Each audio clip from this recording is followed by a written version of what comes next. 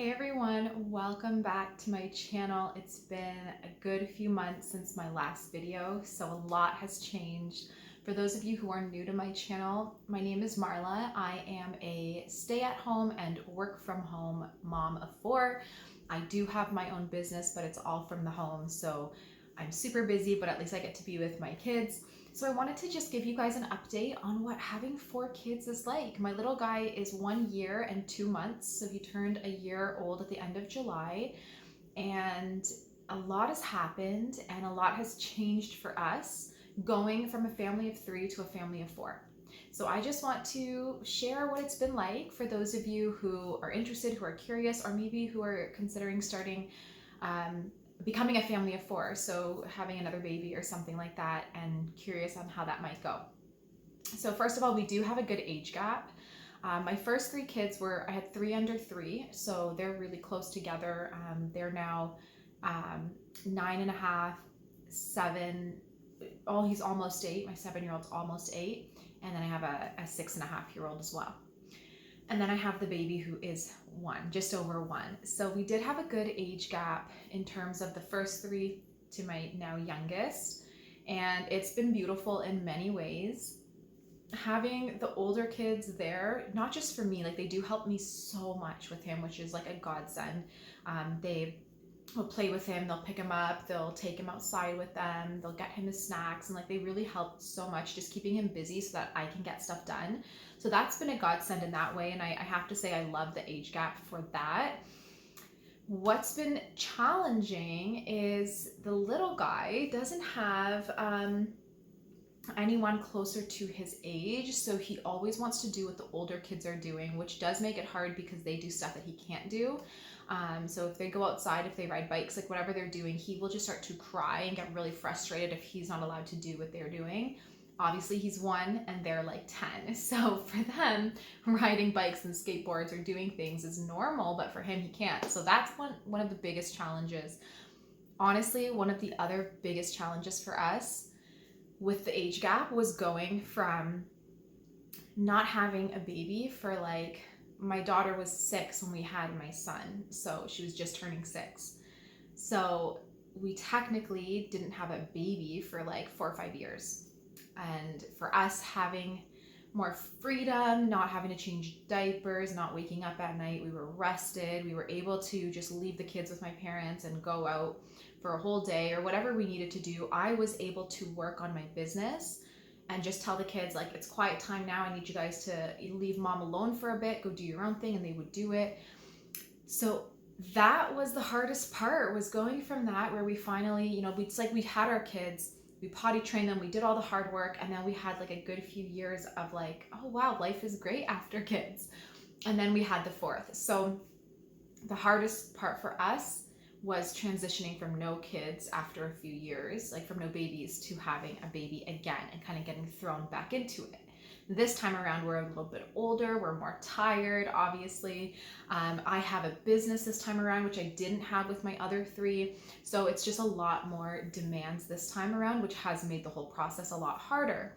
There also have been complications with the baby and with myself in the early days and early couple months that made everything much more difficult as well. And then of course you throw in inflation and all of that with it. And it's been financially straining, physically straining in all the ways. So I would say, I'm going to answer this question because I have been asked by many people, if I could do things over, do I like the age gap, or would I have rather just got like the 4 close together and then have like a long gap, or maybe be done? For me, I think the age gap is hard. I think I would have rather just not had the gap. As much help as I get from the older kids, and as nice as it is in that sense, once you've gotten a taste again of like baby freedom, so you don't have babies anymore, the kids are older, they just do their own thing, then getting thrown back into the, like Liam, for example, and I'll touch on this in a minute, but he has never slept through the night. So he's been waking up since he's been born, like between 8 and like 25 times at night. Like there's no sleeping through the night. I usually sleep an hour and a half to 2 hours broken up each night, and that's been going on for over a year now.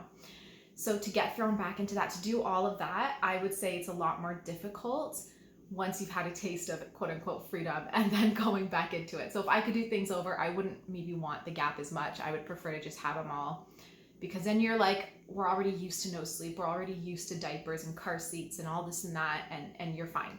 Anyway, so I just wanted to share that really quick. But what have we been up to? How has life been? So for those of you who don't know, I used to homeschool all 3 of my children full time.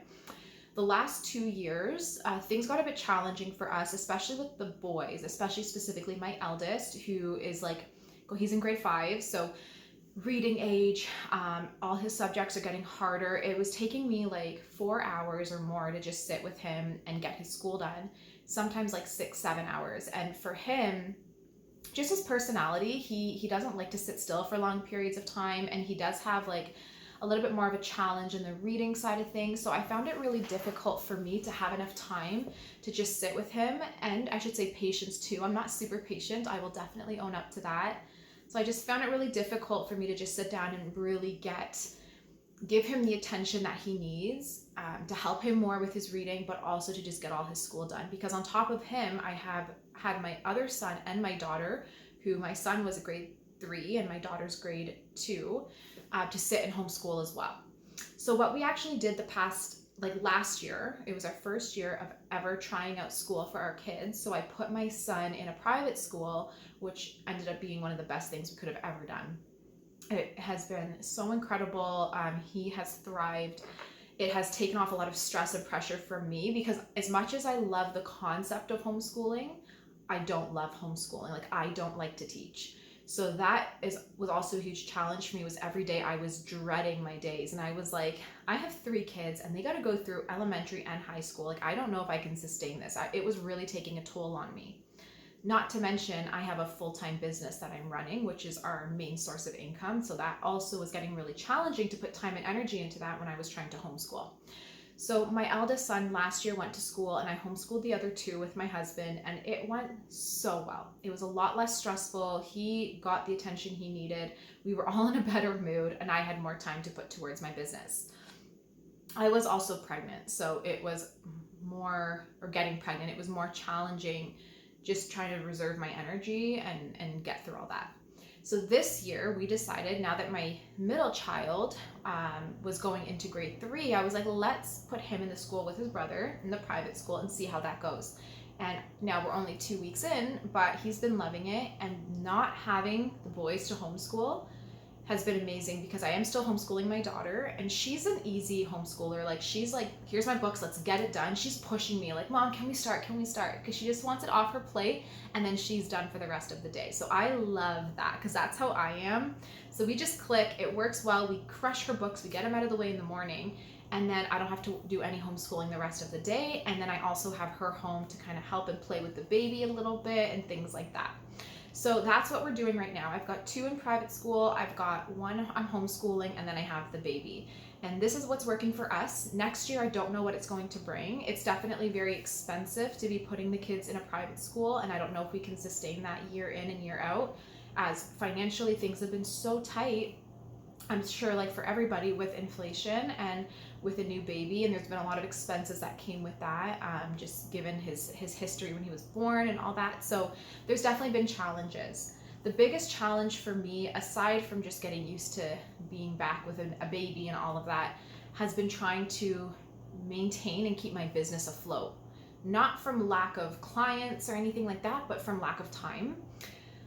He's at the age now, actually even backing up a step, again, for those of you who maybe don't know the story, I won't go into the detail. You can watch my labor story and his like monthly updates that I've shared on this channel previously, but he had, when he was born, he had seizures, broken collarbone, heart issues, and a bunch more. So for the first, I would say like 6 months of his life, maybe even more, we were in and out of McMaster Hospital. We were in and out of doctor's appointments, chiropractor appointments, and everything else. At the same time, I had 3 broken ribs, a broken tailbone from labor as well, and many other conditions that have developed as a result of my pregnancy, one of them being pelvic congestion syndrome, which if you don't know, you can look into it, but I won't go into detail in this video, but it's been extremely, excruciatingly painful for me most days. So with a bunch of things that kind of happened with that, it has just been really hard because financially we had not like a ton of medical bills for him and for me and everything, but also I have not had time. The first 6 months, I really lost a lot of the time that I thought I was going to have. I find it's easier when you have a newborn because yes, you're exhausted and you're up all night, but you can put them down and they stay put and they'll nap longer. Whereas with a 1-year-old, he gets like an hour and a half to 2 hour nap a day max, and he's running around the rest of the day. So the time that I counted on having in the beginning stages with him, I didn't end up really having. So my business kind of fell behind. I fell behind a lot on my work, and then just trying to play catch up.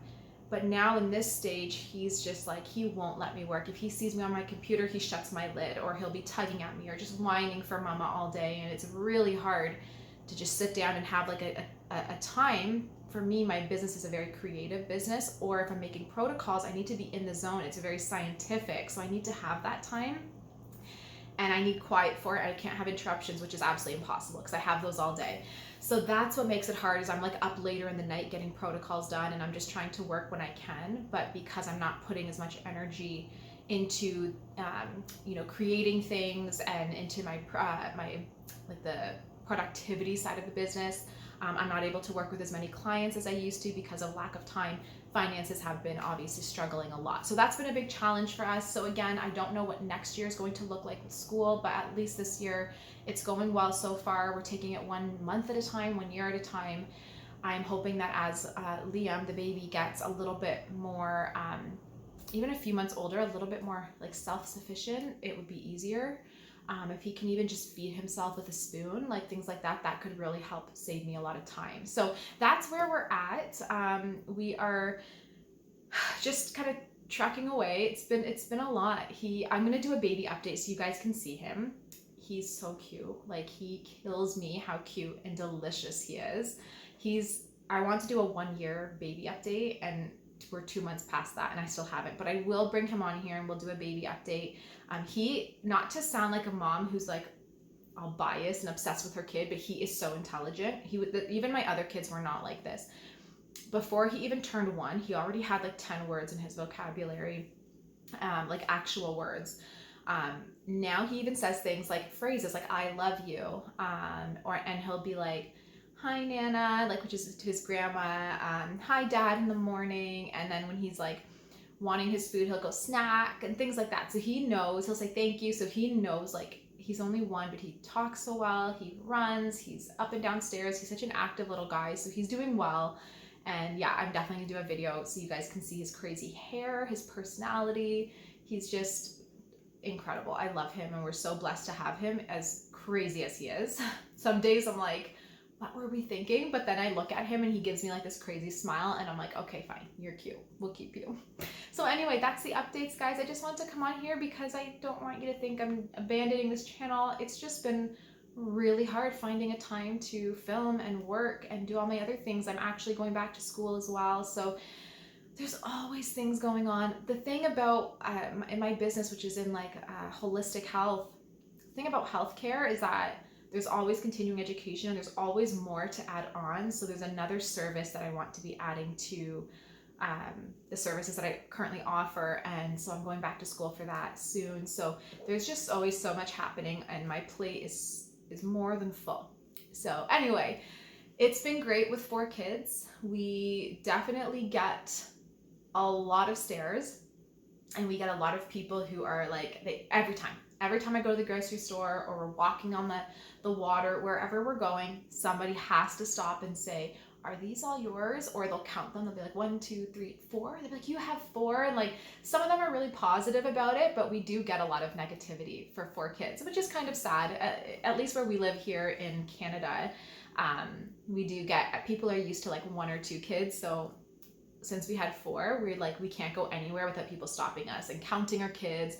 We get a lot of glares and stares, so that's kind of sad, unfortunately. But we don't care because I grew up from a big family. Like, I have 6 siblings, and now that we're all grown up, like, it's like 6 best friends. Our family, it's so fun. It is like everything that I want for myself when my kids get older, and for them. So I'm like, I don't care if people expect you to have one or two, like we are so happy with our 4, but there's definitely that to think about. Like you don't expect it until you have 4. And I feel like 4 is not even that much, but anyway. So that's something we've noticed a lot, is just like the stairs.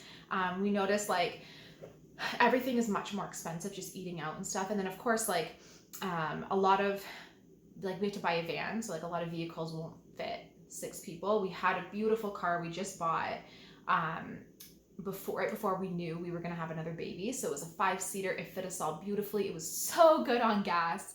And then a few months later, we found out I was pregnant, and we're like, all right, it's time to get rid of the car and get a van instead, because we're not going to fit in here.